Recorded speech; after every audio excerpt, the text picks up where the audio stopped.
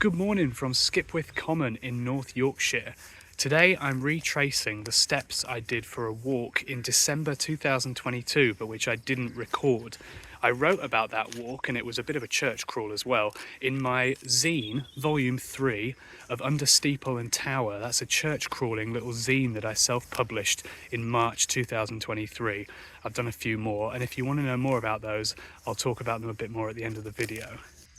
Anyway, the article that I want to actually talk to you about is one from volume 3, and it was called Medieval Skipwith and an Encounter with the Eerie in a Lost Ritual Landscape. And that's exactly where I've come to. A little short of 2 years later, I'm back right here on the path as I record this now. And I thought it'd be really good if I could read that to you as we go around and explore the common and everything that's here. In fact, I remember that walk well because it was an equally cold day and the sun was just sort of piercing through all the birch trees, so the atmosphere is exactly the same, and there's perhaps no better forecast to retrace my steps. But first, a little bit of history about Skipwith Common. Skipwith Common is a heathland nature reserve on the southern periphery of the medieval village of Skipwith, 5 miles north of Selby in the Vale of York. The Vale of York being a low-lying, flat landscape today, which during the last ice age was a large inland lake. Skipwith Common is a site of archaeological interest within the Vale. The wetlands left behind following the silting up of the Great Lake in this area was an attractive environment for Mesolithic hunting and fishing. The early Bronze Age saw major changes in burial ritual, and although lowland burials of the Bronze Age in this area are few and far between, it is on the common at Skipwith where a cluster survived. That said, the known burial mounds on or very close to Skipwith Common are not all of the same date. The Danes Hill Cemetery area of the common consisted of more than 20 Iron Age barrows prior to the construction of Rickle Airfield, which destroyed several of them in or about the year 1940. The remaining barrows are visible as crop marks and low mounds. The origin of the name Danes Hill, which has been given to the area of Iron Age square barrows, is believed to have come from the Battle of Stamford Bridge in 1066. The Viking army, commanded by King Harold of Norway, is thought to have landed and made camp near Rickle on the River Ouse, and I've got a video about that which I did a few months ago. The Viking survivors of the battle then returned to their ships, and it's thought that many of their dead were buried nearby at Rickle. This led to the confused identification of the areas of burial mounds at Skipwith Common as Viking burial grounds, hence the name Danes Hill.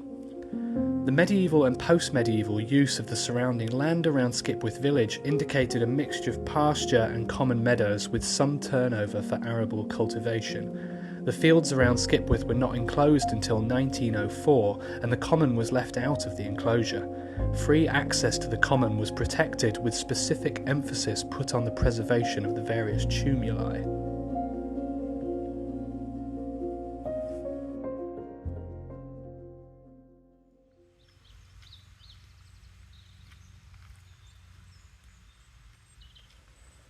Marching past great stretches of waning brick wall enclosing the property of farmers' cottages, tramping heavy-footed through the saturated broken soil of their bare potato fields, over the damp underbrush of silver birch, pine and oak, to the end of the lowland heath, I was sure I had been followed ever since I alighted the 415 bus from York. If I had been, I should not have been altogether too surprised, as the last stop through Rickle before Balby offers easy access to Skipwith Common across the A19. Were it not for the mise-en-scene of Danes Hills, one of several ancient burial sites within the curtilage of the 660-acre reserve through which I set foot into the common, I may have had an easier time of it. Yet on this mildly tempestuous morning between Christmas and New Year, wherein the flat landscape of the lower Derwent Valley was spotlit by the rays of the low sun, I could not shake the manifestation of the eerie throughout the course of my walk.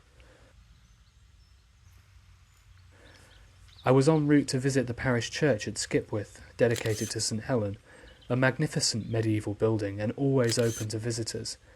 I entered Skipwith Common by King Rudding Lane and paused to consider its own history before moving through the reserve towards my destination. There are ancient barrows on Skipwith Common. Despite the best efforts of an accomplished friends group who support the Escrick estate owners and Natural England to preserve the various ecology of this site of special scientific interest, Its archaeology has been sidelined to a mere few sentences on a handful of old information boards. The common is the well-trodden stomping ground of local families and dog walkers, yet as I left the beaten track to carefully tread the mulch of dead bracken in pursuit of the Daneshill tombs, I felt, and quickly became, distant, as if I had passed through an unnatural threshold. Standing in the silence of Danes Hills with the OS Map app loaded on my phone, I note that only 2 tumuli remain marked here on the modern map, but refer back to the 25-inch OS map of the Common published in 1908 and you will see more than 10 individual mounds marked in this area, with several other large mounds in the vicinity.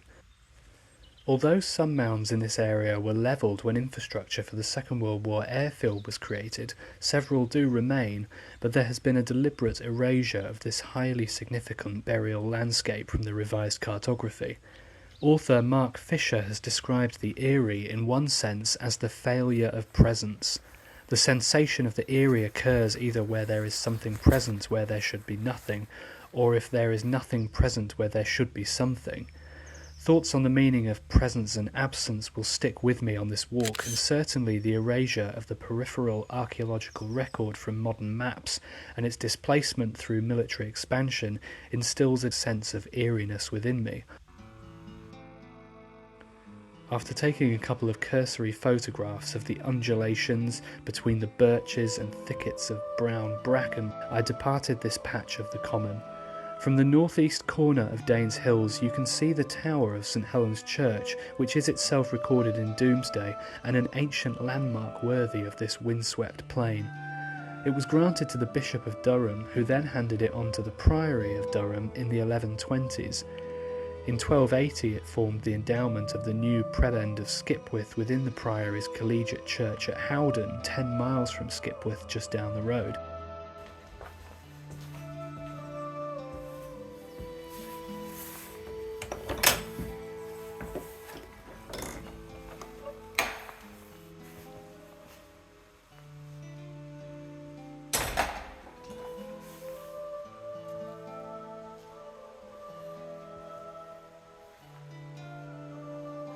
Medieval glass in the delicate tracery of St Helen's east window depicts the arms of Anthony Beck, Bishop of Durham. Though the chancel was rebuilt in one phase to the highest architectural standard of the late 13th century, the hodgepodge fabric of the nave and its aisles is particularly complex.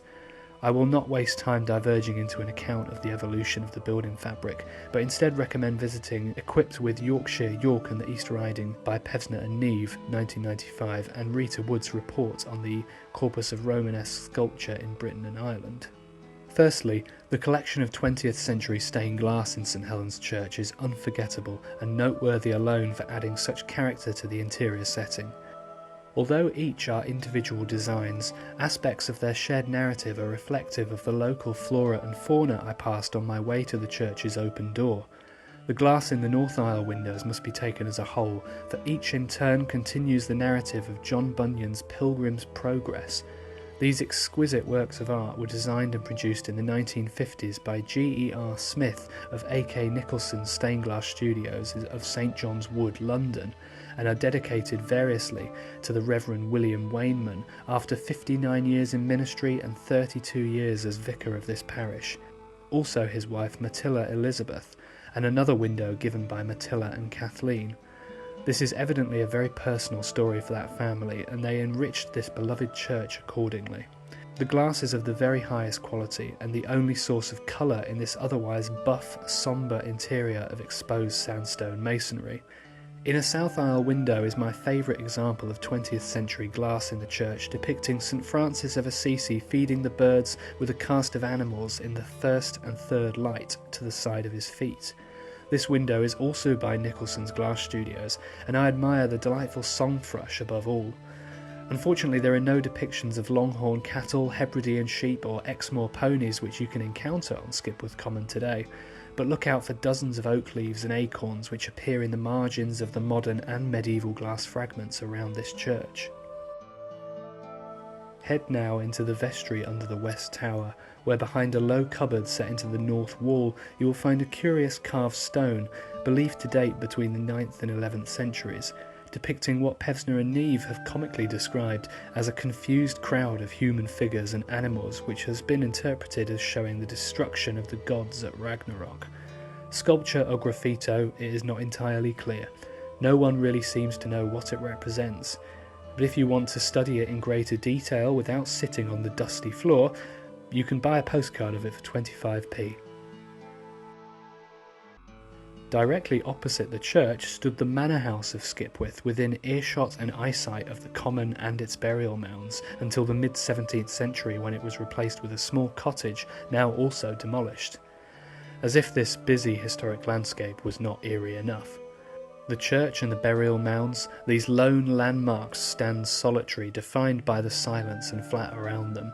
To look on a map at the sites of historic and archaeological interest here, they are arranged in proximity to one another in such a way that intrigues and fascinates, and they are each concerned in one way or another with death and burial. These sites communicate with each other in a language that traverses our accepted categories of chronological history. I think about ideas of inheritance and tolerance, and above all the Church's duty for pastoral ministry in an area of ancient activity, and how this shapes my own imagination and reflections of the area. I enjoy letting my own imagination run a little wild when exploring these wild sites with their many layers of history, but am mindful of the limitations in doing so, and how easily we can be led astray in our own interpretations. Yet through the lens of haunting concepts like the eerie, I believe we might genuinely engage with the archaeological landscape in new and exciting ways, expanding our personal interpretation and understanding of place.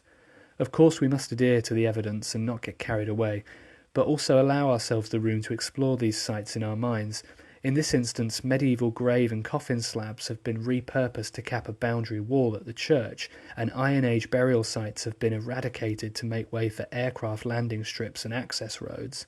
This is a multifaceted ritual landscape, one of old life and old death, immediately within and without the common, and it has been long disturbed by our own hand. When walking the trails and footpaths between Skipwith village and the Danes-Hills tombs, be wary of the influence of their prevalent silence, and mind your shadow.